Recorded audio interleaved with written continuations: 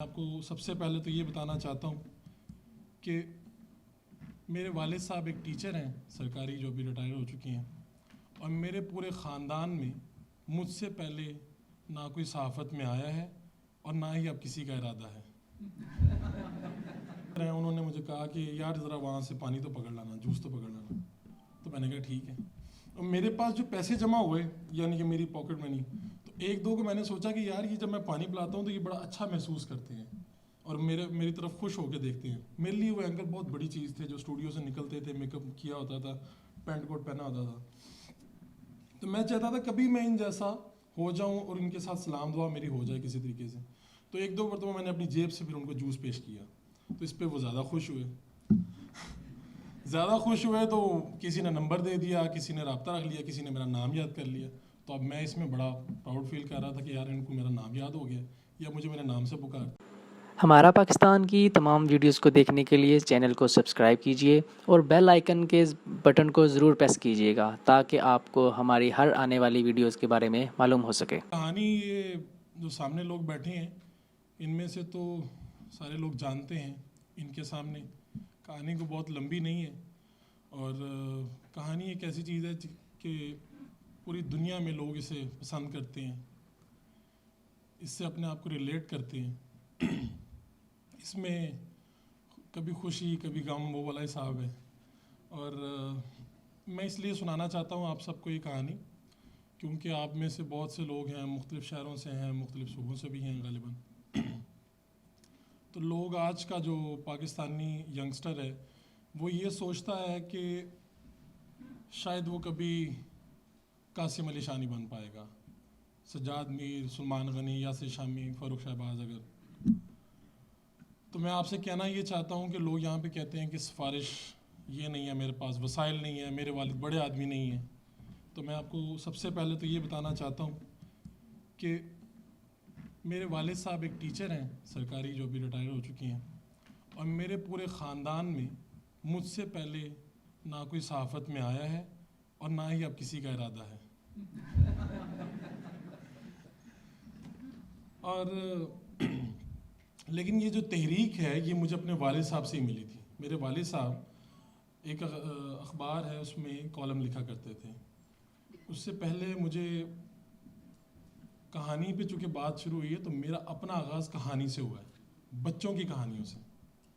میں نے تعلیم و تربیت، پھول، پیغام، ایک اسلام اخبار ہوتا تھا، اس کا بچوں کا اسلام بڑا معروف تھا، یہ سارے میں پڑھا کرتا تھا۔ اور یہ وہ رسائل ہیں جن کو پڑھنے کے لیے باقاعدہ ہمارے بھائیوں میں چھینا جھپٹی ہوا کرتی تھی کہ پہلے میں پڑھوں گا۔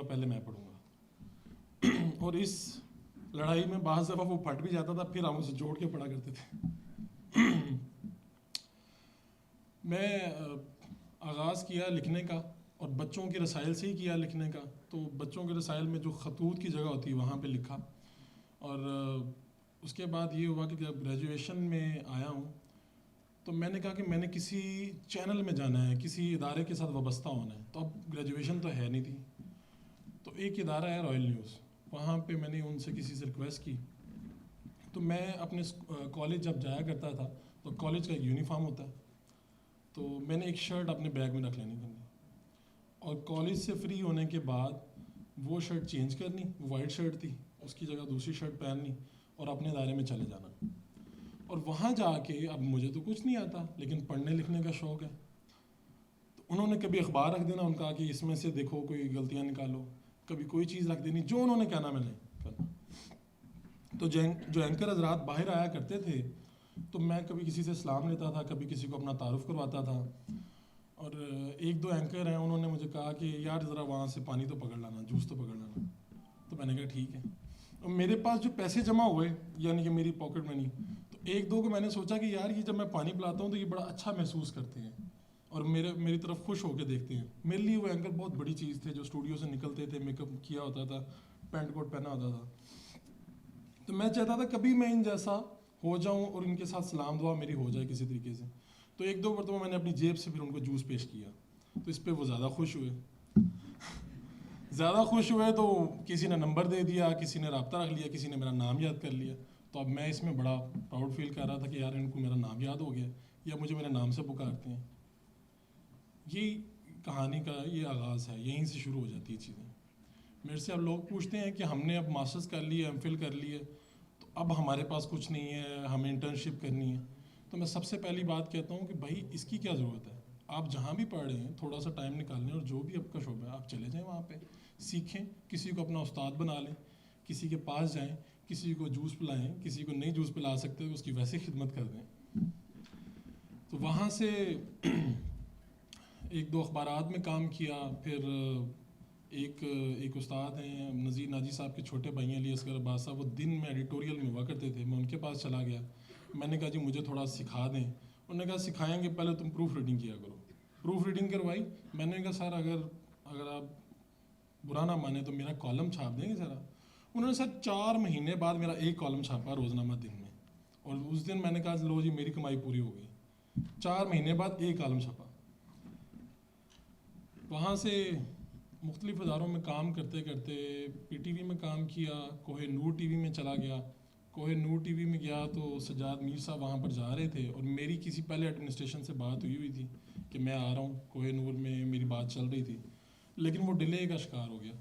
اور وہاں پہ کرتے کراتے پھر ایک شو مل گیا 2018 کے بالکل قریب, یعنی کہ الیکشن سے پہلے جو شوز ہوتے ہیں.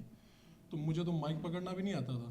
تو میں گیا ہوں تو جو کیمرہ مین پروڈیوسر انہوں نے کہا جناب ادھر آئیں, آپ کو بتاتے ہیں ہم نے بڑے بڑے اینکر بنائے ہیں یہاں پہ. تو میں ویسے ہی ان کے روب میں تھا اور سیکھا, کچھ بولا, کبھی غلط کیا, لیکن چلے گئے. لوگوں سے انٹریکشن ہوا, مائک پکڑنا تھوڑا بہت آ گیا. یہی لوگ ہیں جن سے سیکھا. ایک دن وزیر اعلیٰ پنجاب سے میرا سامنا ہوا, اور سامنا ایسے ہوا کہ آپ کو بتاتا ہوں کہ کوہ نور ٹی وی والے مجھے اچھے پیسے دیتے تھے, ان کے مطابق کافی اچھے پیسے دیتے تھے وہ. اب وہ کہتے تھے کہ یہ آتا 2-3 دن ہے, تو 2-3 دن بعد یہ نظر ہی نہیں آتا, پورا ہفتہ چھٹیاں مارتا ہے. تو یار پیسے تو پورے کرو نا یار, پیسے دیتے ہیں. تو ایک دن انہوں نے حکم نامہ جاری کیا کہ بھائی آپ کو چیئرمین صاحب نے کہا ہے کہ آپ بیوروکریسی کی بیٹ بھی کیا کریں گے ساتھ. بیٹ کا یہ ہے کہ آپ اس شعبے سے متعلقہ خبریں دیا کریں گے. تو میں نے کہا چلیں ٹھیک ہے. میں نے کہا میرا تو کوئی تجربہ ہی نہیں ہے, میں کسی کو جانتا ہی نہیں افسر کو. انہوں نے کہا نہیں آپ دیا کریں گے. میں نے کہا اوکے جناب. میں پہلے دن گیا سیکریٹریٹ, اور وہاں پہ ایک مجھے بندہ مل گیا, میں اس کے ساتھ اندر گیا. تو ایک ڈپٹی سیکرٹری ٹائپ تھے, ان سے ملا, بس یہ. اب میں نے سوچا سارا دن یہاں پہ کرنا کیا. وہاں پہ ایک آدھا رپورٹر مل گیا مجھے, اس نے چائے پلا دی. میں نے کہا چلو یہاں سے اس طرح دن گزر جایا کرے گا. وہاں مجھے پتا چلا کہ عثمان بزدار صاحب تشریف لا رہے ہیں. ان کو آئے ہوئے ابھی صرف 1 ماہ ہوئے تھے.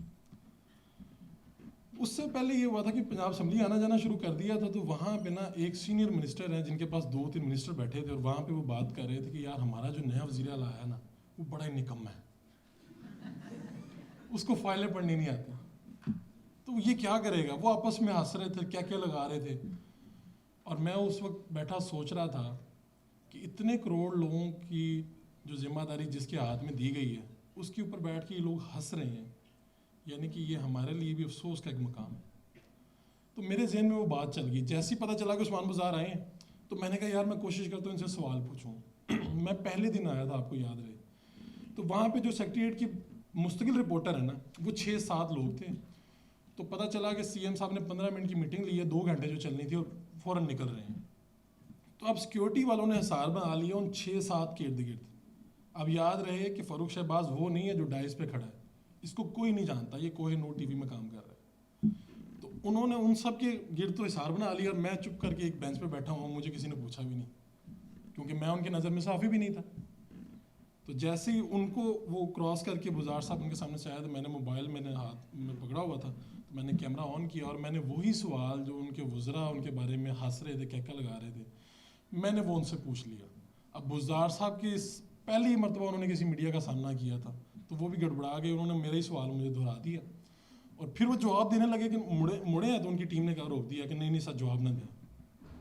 اتنی سی بات میرے اس میں موبائل میں آ گئی. اب بتا آپ کو یہ رہا ہوں کہ بعض دفعہ ایک چھوٹا سا کلپ, ایک چھوٹا سا مومنٹ آپ کی زندگی چینج کر دیتا ہے. وہ میں نے رکھ لیا اور میں نے اپنے چینل کو دے دیا. چینل کو دیا تو چینل نے کہا یار یہ تو ایسے ہے ویسے ہے. انہوں نے تھوڑا سا ایک مرتبہ آن ایئر کیا اور پھر اتار دیا. چینل کے بس کی بات نہیں تھی. یہ وزیر اعلیٰ چاہے کمزور تھا, لیکن بہرحال وزیر اعلیٰ پنجاب تھا. وہ میں نے کلپ وہ مجھ سے نا مجھے تب پتہ چلا, اس کا احساس ہوا کہ یہ بہت بڑی چیز ہو گئی ہے کہ رپورٹرز نے میرے پاس آ کے باقاعدہ منتیں شروع کر دیں کہ یہ ہمیں دے دو, ہمیں دے دو. میں نے دے دیا جس چیز کو دینا تھا. اب مجھے مختلف ٹیلی ویژن سے فون آنا شروع ہو گیا کہ کیا ہم یہ کلپ یوز کر لیں. دنیا نیوز سے فون آیا, کیپٹل سے, پبلک سے. تو میں نے سوچا اس میں تو میں ہوں ہی نہیں. میں نے ایک سوال پوچھا, کر لو یوز, جہاں مرضی یوز کرو. میں نے اپنے سوشل میڈیا پہ جا کے اسے لگا دیا. سوشل میڈیا پہ لگایا اور 4 5 6 گھنٹوں میں مجھے پتہ چلا کہ باہر کی دنیا چینج ہو چکی ہے. لوگ پوچھ رہے ہیں کہ یہ لڑکا کون ہے, کوئی کہہ رہا ہے یہ جیو کا ہے, کوئی کہہ رہا ہے کچھ ہے. اس کے بعد جو کہانی ہے وہ ایک علیحدہ بات ہے. جو میرا پروگرام چل رہا تھا وہ بھی آف ایئر ہوا لیکن چینل نے مجھے نکالا نہیں, ان کی مہربانی. اس کے بعد جو ٹویٹ کی, اس رات مجھے اپنے گھر سے باہر اس لیے سونا پڑا کہ میرے بیورو چیف نے بتایا کہ جناب وہ آپ کا یہ تم نے کیا کیا. ہاں ایک ایس پی میں بھول گیا ہوں, 1 مہینہ رہتا تھا ان کی سروس کو ختم ہونے میں. ایس پی جو سیکٹریٹ کا ایس پی ہوتا ہے نا وہ تھا. اس نے رپورٹروں کو پوچھا یہ کیڑا منڈا جڑا میرا پوری سروس خراب کر گیا ہے, کہ مطلب اس نے آ کے میری ایسی تیسی پھیر دی, میرا 1 مہینہ رہ گیا, اوپر سے نیچے پوری گورنمنٹ مجھے پوچھ رہی ہے. میں گیا جناب, ایک میرا ایم پی اے میرے علاقے سے تھے تو ان کے ساتھ میری اچھی دوستی تھی. میں ان کو فون کیا, میں کہا جناب ماڑا بندہ کوئی تو پولیس والے چوکی نہ لین.